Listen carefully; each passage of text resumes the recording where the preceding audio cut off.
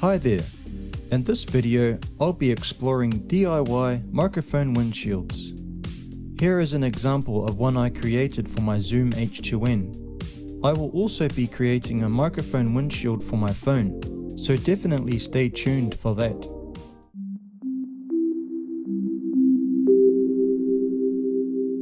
Hi everyone, welcome to another episode of a series on this channel I simply call Technology.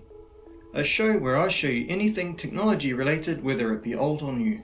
Today I'll be designing and creating some DIY microphone windshields. Microphone windshields are very important, as sometimes even just a small breeze can completely distort your audio. Before we begin, I'd like to welcome all the new subscribers.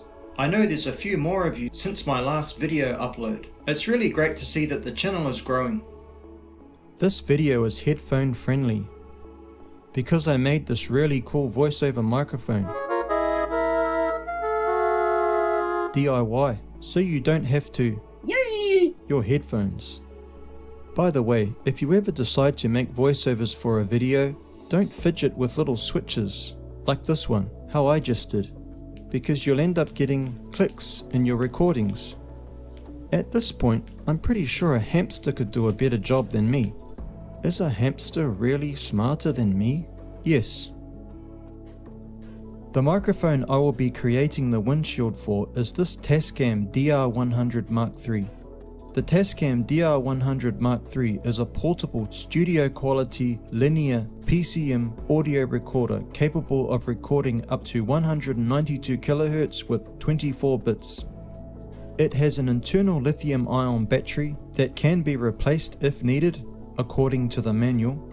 As well as the lithium-ion battery, it has two AA's for power redundancy. This microphone also has a very good signal-to-noise ratio. Before I begin, I just want to clarify that the fur featured in this video and the fur that is used to make these microphone windshields is an artificial fur called faux fur. FAUX. We use this because it's a sound transparent material. Microphone windshields come in many different sizes. They are made for portable recorders, smaller PAL mics, slightly more professional portable microphones. I do own professionally made microphone windshields, and they are good. They do the job that they're designed for. However, they are just too hard to put on. Every time I try and pull the elastic over the microphones, I feel like I'm going to break the microphones themselves. It also takes too much time. If I'm in a situation where I need to keep putting them on and off, I can lose a lot of time.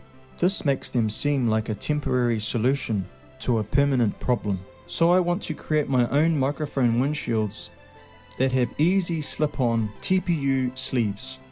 Hi, thank you for watching so far. If you like this video, give it a thumbs up and also consider subscribing. This will help my channel grow and reach a larger audience. Making these videos is a lot harder than I thought it would be, so I really appreciate the support. Thank you. First, I create some rough markings on the cardboard that I will use to create the templates for the fabric parts of the windshield. Now I cut out the cardboard templates. The particular artificial fur that I'm using is a little bit thinner than the fur that was used to make the windshields I purchased, so I'm hoping it will work in a similar way. Next, I flip the fur over and use a white pencil to draw around the template onto the fabric, and I repeat this for all the pieces that are required. I also made the templates about 2 mm larger on each side to account for the stitching. So with all 4 sides of the template made, I make a template for the top and trace this onto the fabric. The next thing I do is carefully cut out the fur pieces. I cut them so that only the very tip of the scissors cut the fabric layer. This is done so that I don't cut through the links of fur. Also, it's probably a lot better to use a small pair of scissors to do this. Next, I make sure all the fur is going in the same direction. Then I continue to cut out the fur shapes. After cutting out the shapes, I pull off some of the loose bits of fur, and I notice quite a lot came off. So I think next time I'll definitely be using a small pair of scissors to avoid this. Here are the pieces all cut out and ready to be stitched together. Now I get some cotton and a needle.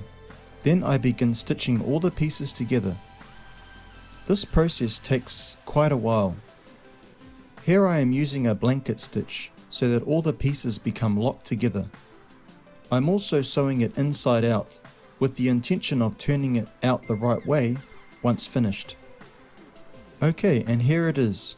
As you can see, all the pieces have been stitched together. So I flip it out the right way.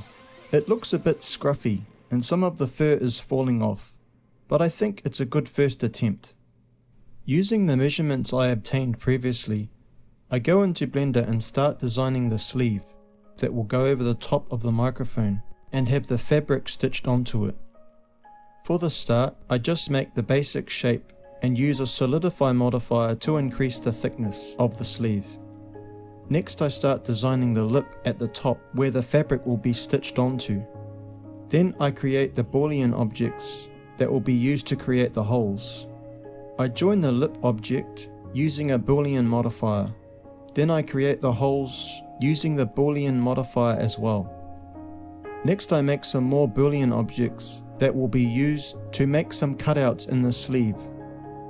Now I load it up into Cura and slice it. Then I load it into the 3D printer.